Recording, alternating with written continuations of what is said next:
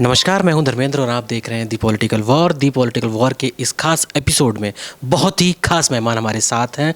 हमारे साथ इस समय पे पंजाब इंडस्ट्री को कहते हैं ना कि पंजाब इंडस्ट्री में धमाल मचाने वाले कैरेक्टर हमारे साथ में हैं। हमारे साथ में अखिल जी इस समय मौजूद हैं, जिन्होंने पंजाब के बड़े से बड़े स्टारों को कहें कि चमकाया है या तराशा है तो गलत नहीं होगा। सर, आपका बहुत बहुत स्वागत। Thank you ji, thank you so much.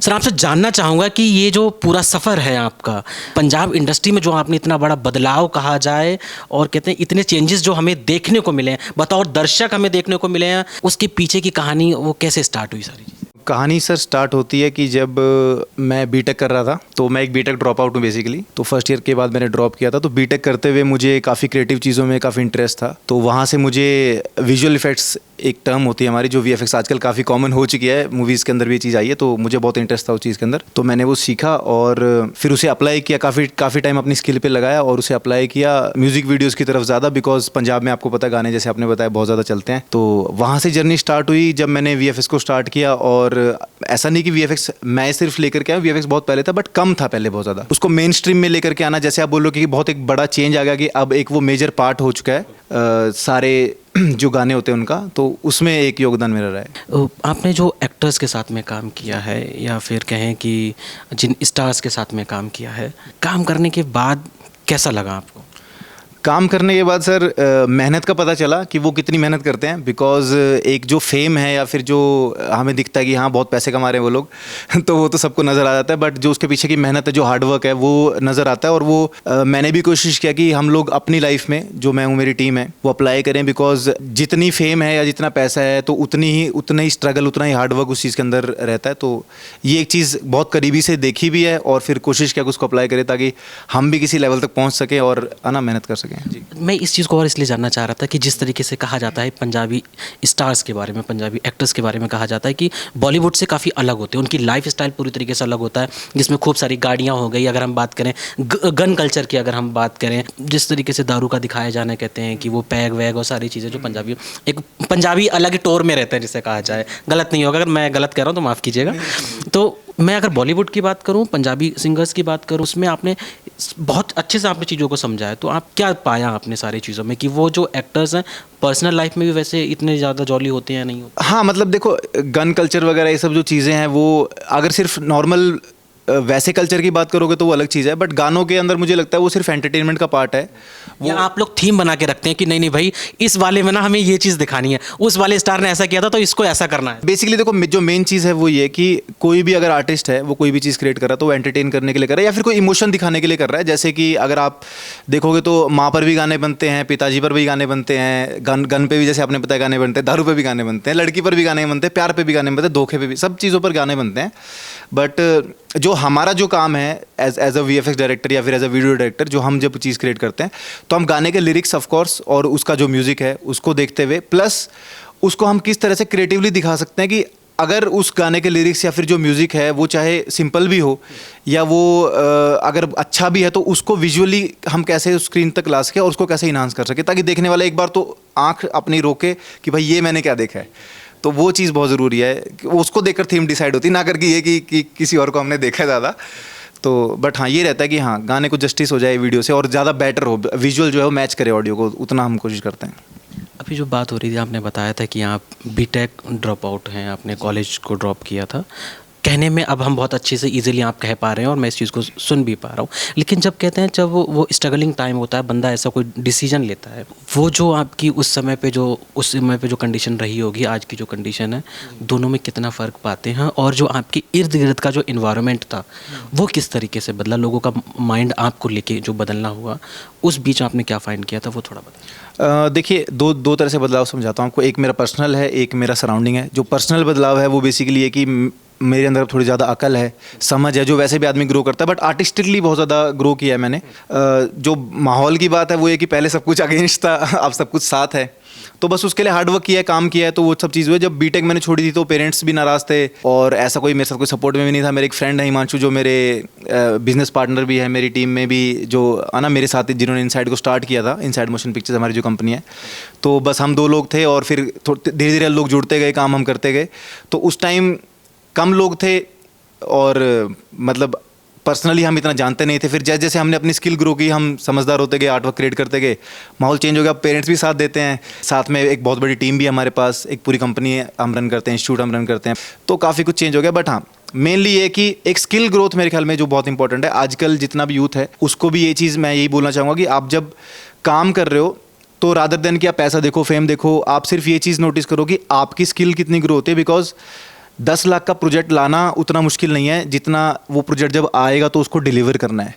अगर आप डिलीवर ही नहीं कर पाओगे, फिर जो मर्जी हो, कोई मेरी प्रोजेक्ट आ जाए 10 रुपये का आ जाए, 10 करोड़ का आ जाए, आप काम ही नहीं कर पाओगे। तो स्किल मेरे ख्याल में बहुत इंपॉर्टेंट है, तो वो बहुत ग्रो हुई है। बाकी माहौल चेंज हो जाता है जैसे आप काम करते हो उस अकॉर्डिंग। नहीं, ऐसा होता है ना कि जैसे मान लीजिए कि अगर मैं कोई भी बच्चा है, अगर ये डिसीजन लेता है कि उसको कुछ बड़ा कुछ करना है, लाइक IAS PCS बनने की अगर तैयारी करता है, डॉक्टरिंग इंजीनियरिंग में जाता है, तो लेकिन आपने इंजीनियरिंग छोड़ के आप आए, तो ये ऐसा भी रहा होगा ना कि भाई क्या डिसीजन ले लिया, ये तो नाम ऐसा कर देगा वैसा कर देगा, क्योंकि आमतौर पर फैमिली सपोर्ट नहीं करती। और आपने कहा कि VFX इंडस्ट्री में आना, ये अपने आप में इंडिया में मुझे लगता है कि बहुत चैलेंजिंग सा है, क्योंकि लोग इतनी आसानी से सपोर्ट नहीं करते हैं। हाँ, मतलब जैसे अगर आप मुंबई वगैरह की साइड देखोगे तो वहाँ फिर भी ठीक है कि वहाँ पर फिल्म इंडस्ट्री बहुत ज़्यादा सही है और बहुत ज़्यादा पेसिंग पे काम करती है। बट पंजाबी इंडस्ट्री में जब मैंने काम स्टार्ट किया था तो VFX मतलब ये समझ लो कि बहुत कम था कहीं कहीं, जैसे मैंने आपको बताया था। तो उस टाइम पेरेंट्स को तो पता ही नहीं, उनको तो अभी भी शायद उतना नहीं पता। अगर आप अभी भी मेरे मदर से, मेरे फादर से पूछोगे कि क्या करता है, उनको शायद पूरा अभी भी ना पता होगी क्या करता है। बट ये है कि हाँ, वो अपनी जगह ठीक होते हैं, उनको बस एक करियर दिखता है कि बच्चा अपना ग्रो करे, सही वो है ना, सेटल हो जाए।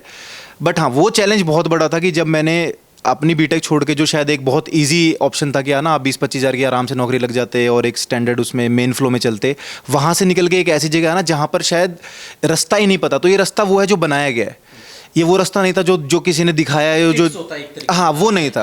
पूरा एकदम कुछ नहीं पता आपको कि कहाँ जाने वाले हो, बट आप उस रास्ते को धीरे धीरे बनाते तक अपनी मंजिल तक आप पहुँचते हो।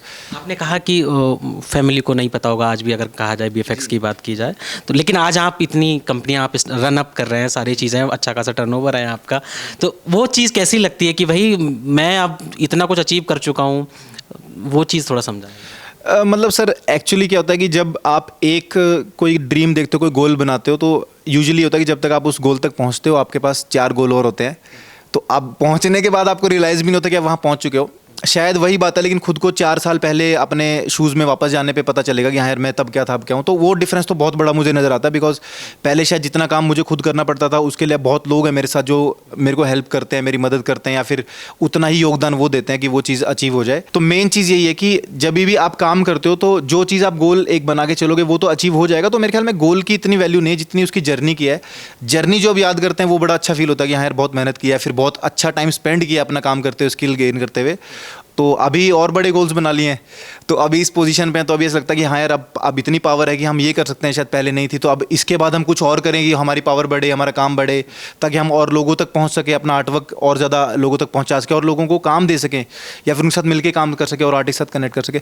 सो बस वही है, वो आपका व्यू पॉइंट ब्रॉड हो जाता है और ज़्यादा आप चीज़ें सोचने लग जाते हो।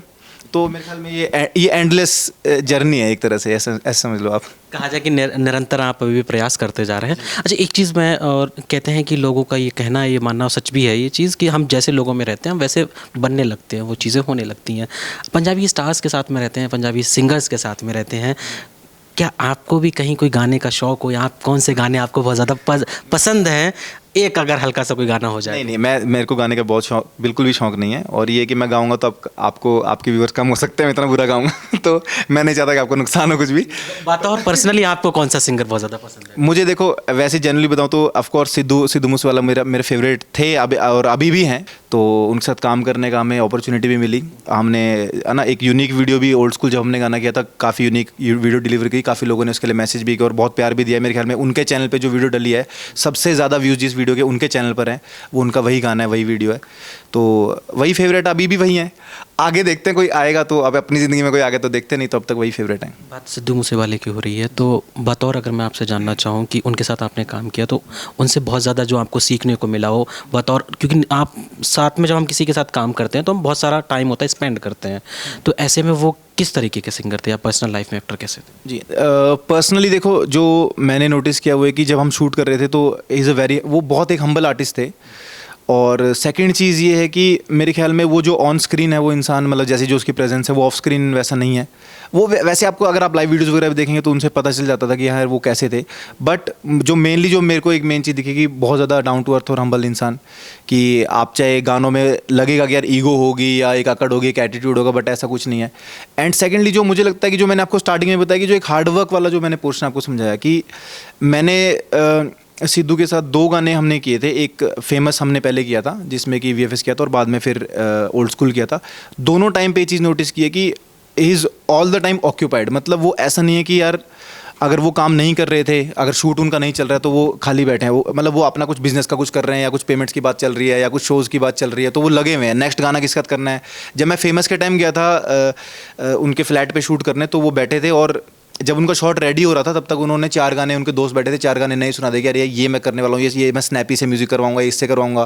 तो मतलब हर टाइम वो माइंड चल रहा है। तो वो चीज़ मुझे लगता है कि एक जो अच्छा, सिर्फ ऐसे नहीं कि सिर्फ एक अच्छा आर्टिस्ट जो किसी से लिरिक्स ले ले, म्यूजिक बनवा ले, एक अच्छा आर्टिस्ट वो है जो अपने आर्ट को प्रेजेंट करना जानता हो। तो उनके जो मूव स्टेप जैसे उन्होंने निकाले, 30 गाने निकाले, उसका कवर, ये वो सारा कुछ प्लान करना, उसको कैसे रिलीज़ करना है। तो वो सिर्फ एक सिंपल आर्टिस्ट नहीं, वो एक क्रिएटर है, वो थिंकर है, वो बहुत नेक्स्ट लेवल तक जाने वाले इंसान है। तो वो चीज़ सीखने को मिली उस इंसान से कि यार वो ऐसे इंसान थे कि जो सिर्फ अपने आर्टवर्क तक सीमित नहीं है, वो उसके अलावा भी बहुत आगे तक की सोच रखने वाले इंसान थे। अगर मैं बात करूं कि आपकी निजी ज़िंदगी की अगर मैं बात करूं, आपकी लव लाइफ की अगर मैं बात करूं तो क्योंकि कहते हैं ना कि जब हम इस इंडस्ट्री से जुड़ते हैं तो हम बहुत सारे फेम भी जब हम पाने लगते हैं तो बहुत सारे मौके भी मिलते हैं, बहुत सारी अपॉर्चुनिटी हमारे पास आती हैं।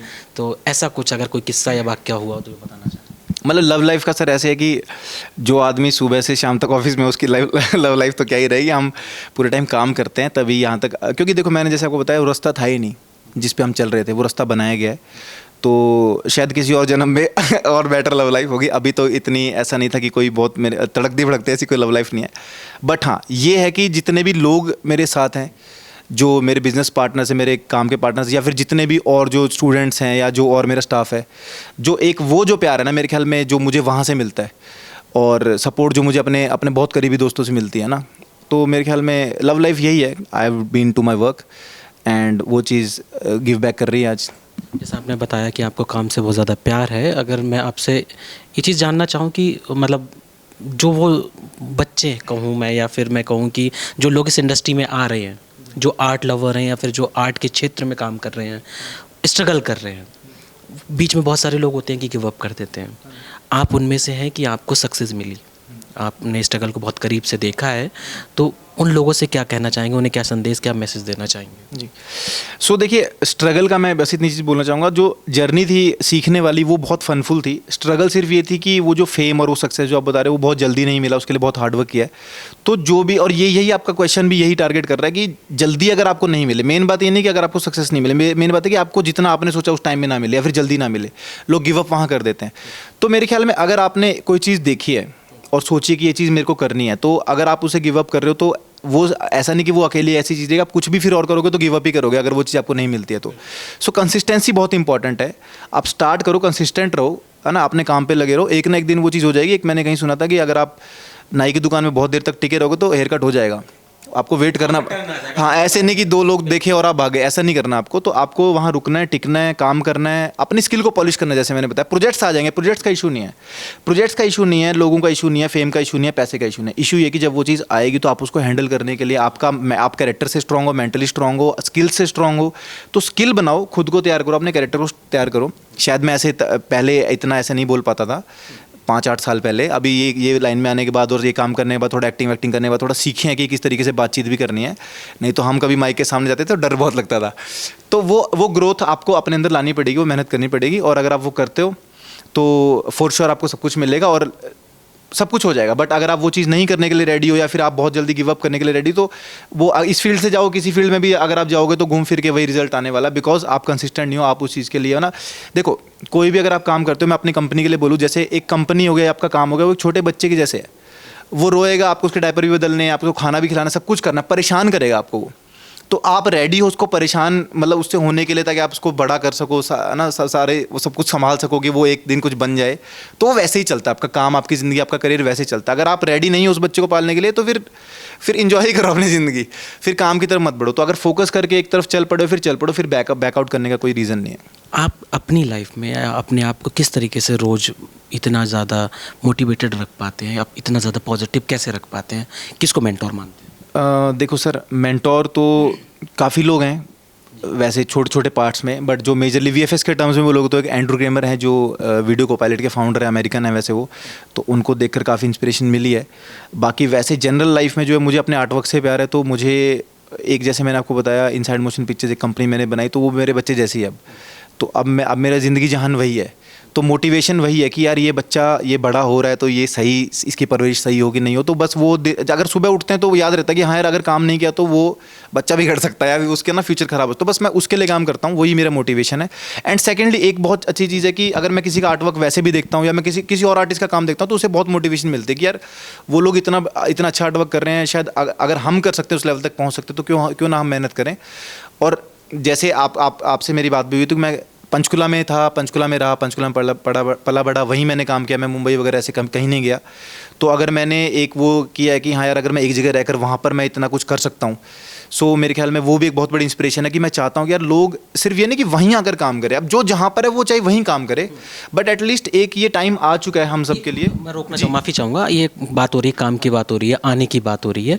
मैंने शायद कोई ऐसा वाक्य भी सुना है कि भाई कोई ऐसा इंसिडेंट हुआ था, कोई बड़ा ऑफर आया था, आपको बुलाया गया था कहीं, तो आपने मना कर दिया और आपने पंचकुला बुलाया उन्हें। हाँ मतलब एग्जैक्टली देखो कंपनी का नाम तो नहीं लेंगे, बट एग्जैक्टली ऐसा था कि ऐसे ऑफर्स आए हैं कि हम लोग मुंबई जाके काम करें, या फिर दिल्ली में भी, गुड़गांव में भी हमारे पास ऑफर आए थे जब हम बिल्कुल स्टार्ट कर रहे थे, ऐसा भी नहीं है। बट हमें ऐसे लगा कि वो देखो एक चीज़ होती है कि आप कोई चीज़ स्टार्ट कर रहे हो किसी को मोटिवेट या इंस्पायर करने के लिए, एक है कि आप अपना करियर बनाना चाहते हो। तो अगर सिर्फ अपना करियर बनाना एम है तो ठीक है, मतलब वो चीज़ कि आप जाओ और ऑफर एक्सेप्ट कर लो और जॉब है ना आप एक्सेप्ट कर लो।